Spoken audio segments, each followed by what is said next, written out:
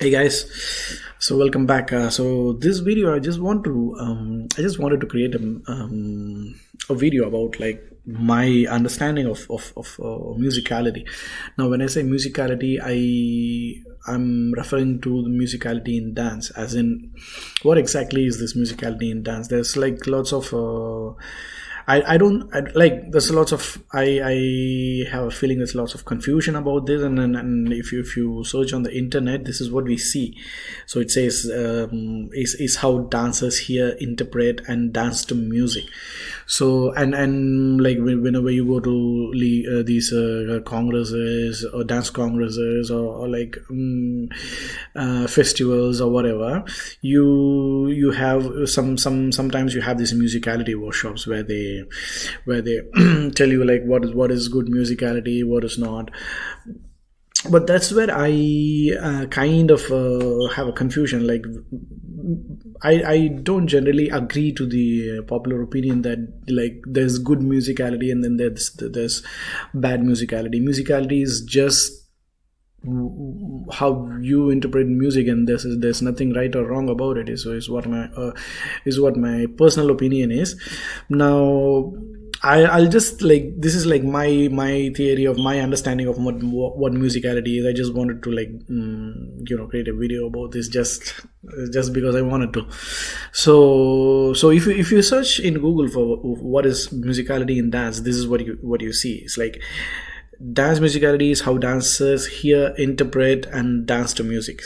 So dancers can demonstrate dance musicality in several ways: which sounds they choose to dance to, and how they highlight the sounds, and how they emote the mood of the song.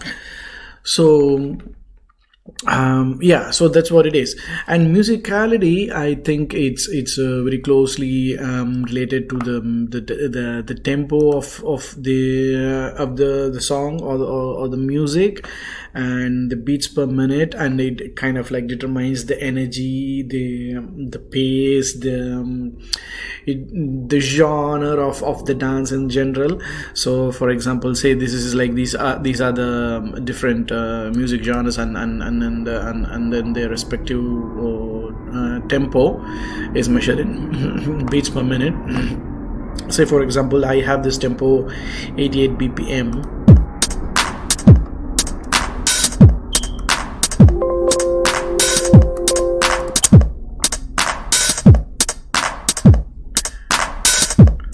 So this is like a typical here's what so this is what another Google search gave me. It's like rap, hip-hop, and R&B, they use typically 68 to 135, and the like reggae, dancehall, and reggaeton, they use like 78 to 155. So there's a close relationship between the tempo of the song and the dance, the kind of dance that it invokes. Say for example, okay, so I'll show you another example. Say this is like the popular reggaeton dembow rhythm. Let's see.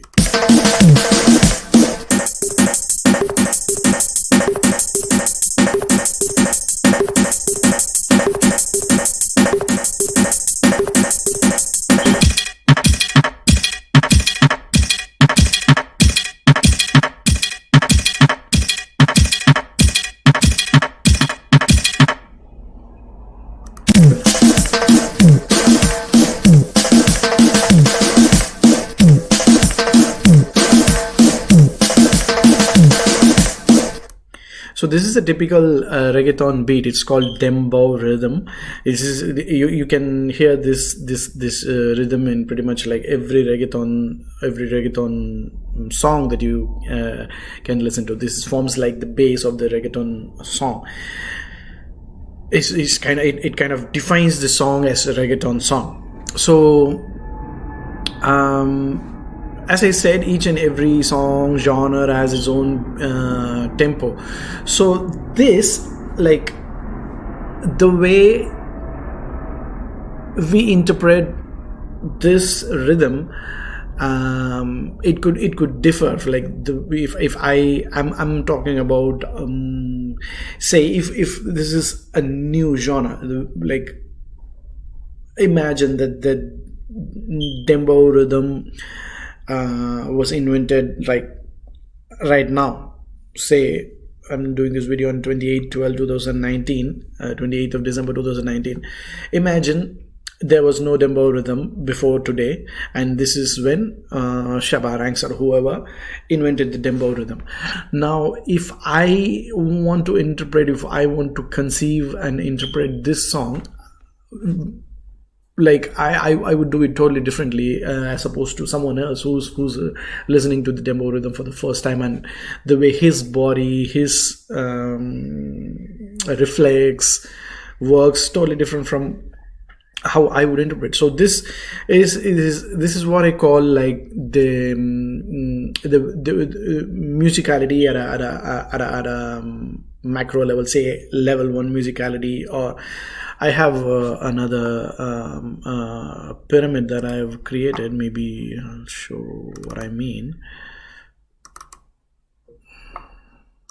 So this is something that I kind of like came up with before creating this video. So if you see here, there's this I have like this is like my theory, my opinion. So you have like 3 levels of interpreting a song, music here. I'm talking about musicality in dance.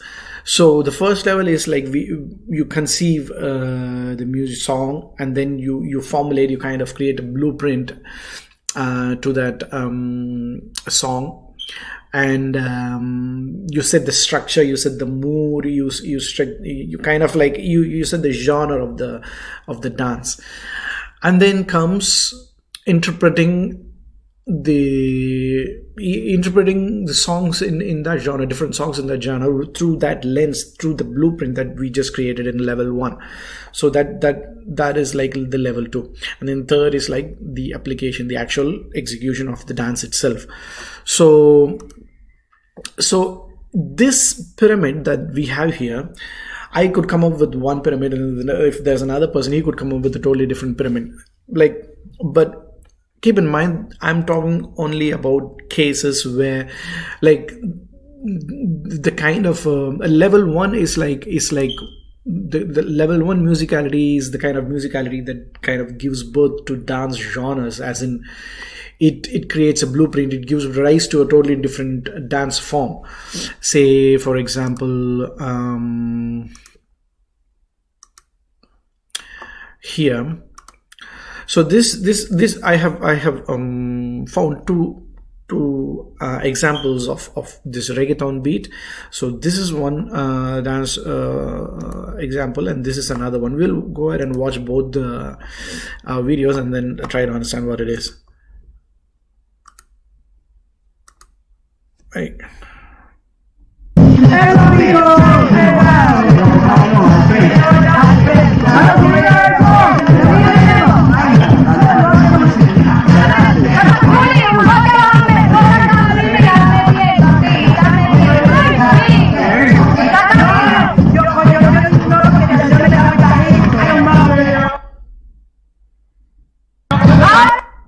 So this is one song. This dance is called El Choque, and if you see the beat is is a reggaeton beat, the same dembow rhythm what we earlier looked at.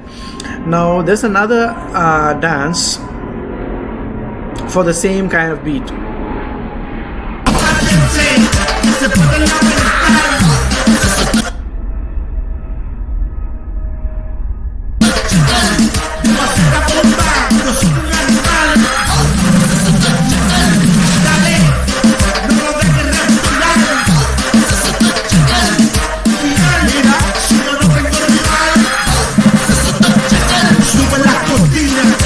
Rompe la cocina, dale todo el volumen para que soy el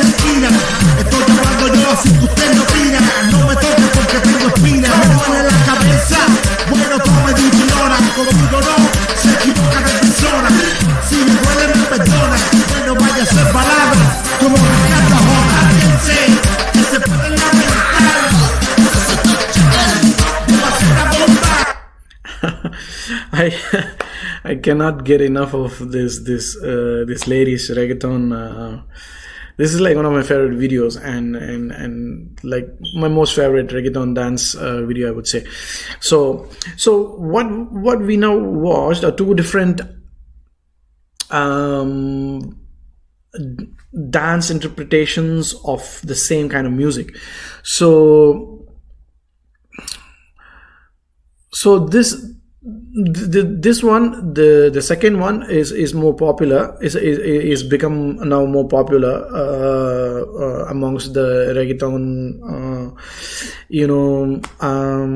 demographic. But the first one is not as popular as this one. But these are still like two different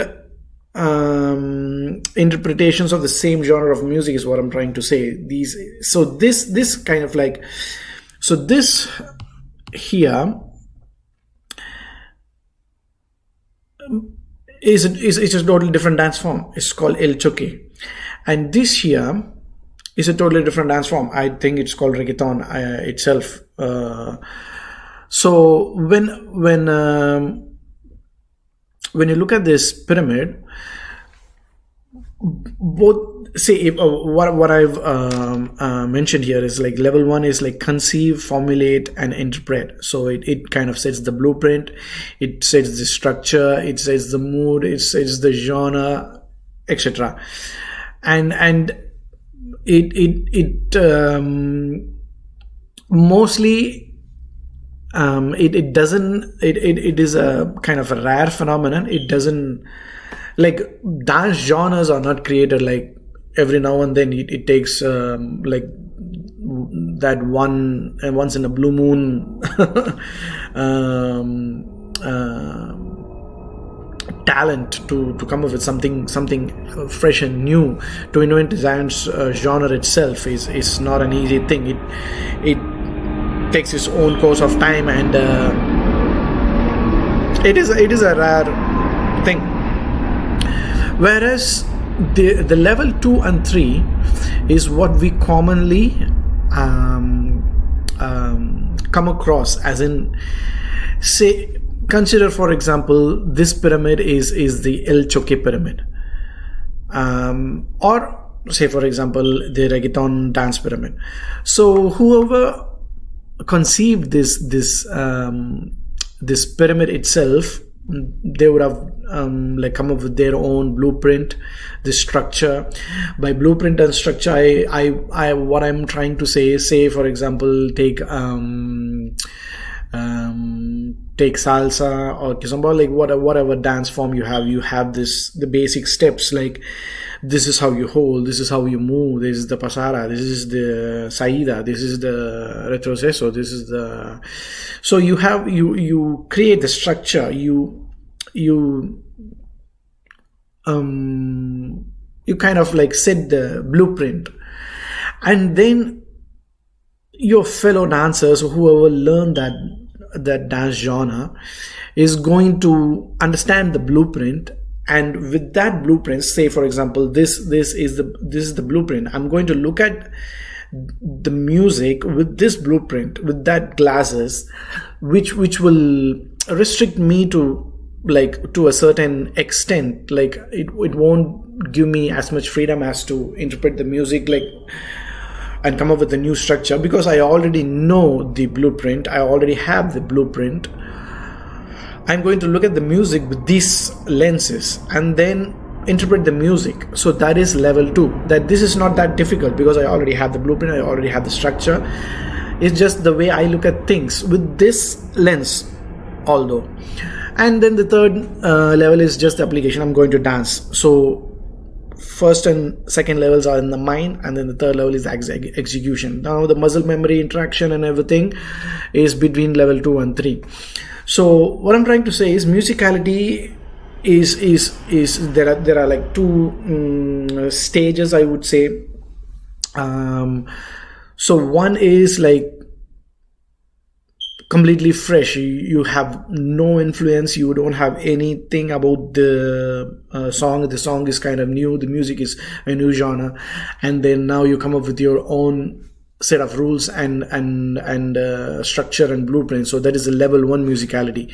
Level one musicality is very, very, very difficult, and it only happens every once in a while, as in like very rarely, where people like these are people who can genuinely see music, who can come up with, who just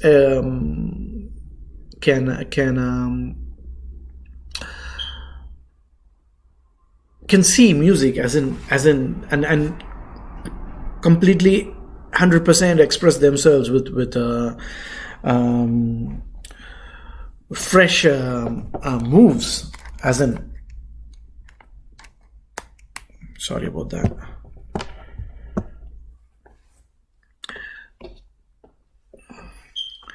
So yeah, so that is level one musicality. Level two musicality is with the already with the blueprint that you already have. You're just going to kind of like interpret the music and then apply. So there's another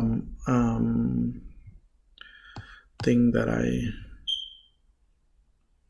so this, say for example, let's consider this black sine wave as music, right? It could be like of any genre, and like I have given one in red and one in green, like two different interpretation of the same kind of music and what kind of patterns you can draw. Consider the red one as the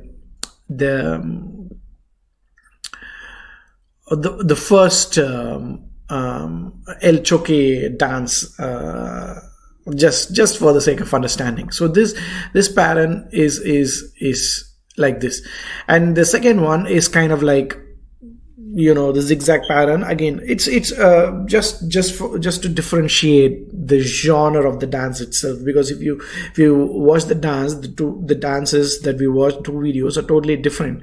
Like they're not like, one is a partner dance, one is an individual dance. That again is a different thing, and the energy, the musicality and everything, the interpretation is everything completely different, but for the same kind of music. So yeah, that's what I'm trying to say. It's up to the individual. Musicality, there's nothing right and nothing wrong. If to give you another example, I would say there's this video that I recently watched. Is if you know Tight Eyes, he's the one who invented, who created, I would say, crumping. Crumping is a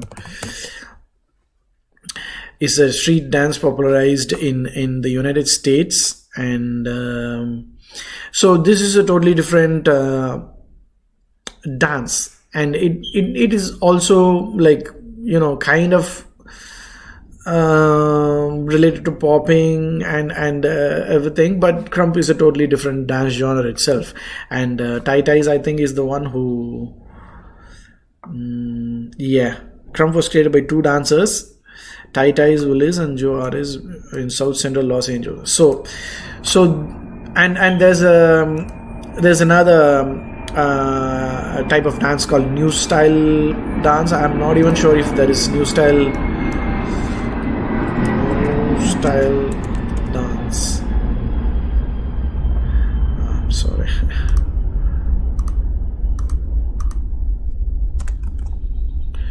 New style dance.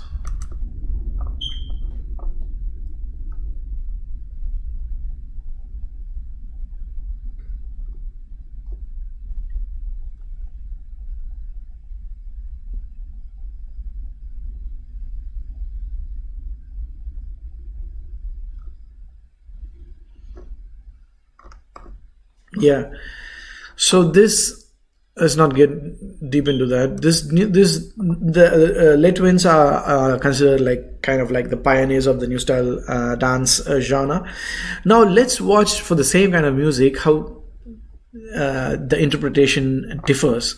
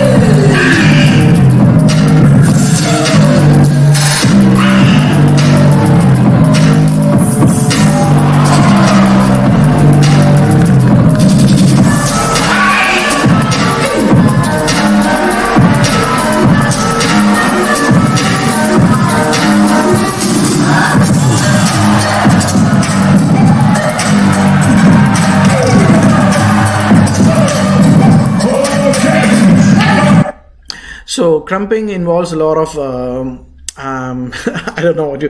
I'm not sure of the term because it kind of gives you that Maori a New Zealand type, threatening kind of a expression where you threaten the opponent, like kind of like a warlike feeling, like a soldier in a war type feeling when you watch these crumpers dance. And this was like pioneered by, like, it was created and pioneered by Tai Tais. Now let's watch Let Wins.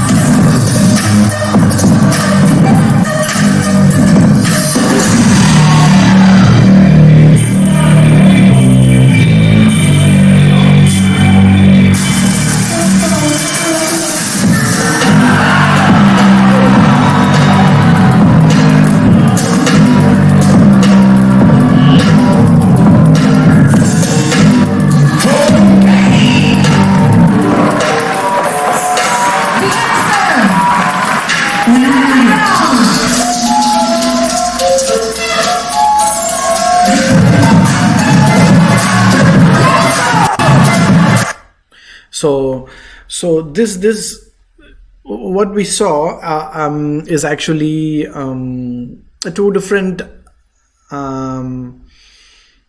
dance genres for the same music. I'm not sure why this is like. I'm not even sure they should be competing against each other because these are totally two different genres. But then it says fusion concept, so maybe I don't know. I still don't understand. So what I'm trying to say is here, musicality, it is not just like one simple thing as you, the way you interpret the music. It's not like it is that, but it's not just that. Musicality can give birth to dance genres if if you're going to be not influenced by any of your previous dance experiences, and then completely come up with something genuinely new and unique for the genre, you're going to give birth to a new dance genre, which is very, very difficult, because obviously, if you know a certain dance, it kind of becomes your muscle memory, and it's impossible not to be influenced by that when you're expressing, or when you're dancing to a completely new music genre or whatever. So this level 1 musicality is very, very difficult, and whoever gave birth to these genres in the past few years or decades or even centuries, they probably did it due to the lack of did it as a pure expression, as in those are like truly gifted dancers, I would say, like to come up with a blueprint and set the it I understand that it wouldn't have been done by one single person. It's like an evolution. It takes a lot of people and talent and musicians especially to perfect that genre of dancing, because without music, dance cannot exist. So it's a culture, I would say. A culture influences your dance genre as well a lot. But then whatever we do normally, like you go to a dance school, you learn the dance. We are all trying to master level 2 and level 3, where we understand the blueprint of some existing dance form and then try to interpret the music in that genre with that lens, and then try to be as creative and innovative as possible, but still restricted to the blueprint. So that is level 2 musicality. And there is this cross genre musicality as well, where people say, for example, know some dance form, say salsa or bachata or whatever, say new style or crumping or whatever, and then they start learning a completely new dance form, say Kizomba or whatever, and then they try and apply whatever they learned from salsa, bachata, and try and adapt it to the new genre of music, because that is kind of become their muscle memory now. So it's a very complex thing, but I hope I made my point clear. So musicality is just like interpretation, and most of us are interpreting it at the level 2, and I think I should have done a better job on this one, but yeah, you know what I mean. Just the patterns, what we draw, and these patterns. This, say for example, if this is El Choque, and whoever dances El Choque to reggaeton is pretty much going to follow the similar pattern. Maybe here and there will be some differences. And likewise for the reggaeton, they are going to follow the same pattern, but here and there they might tweak some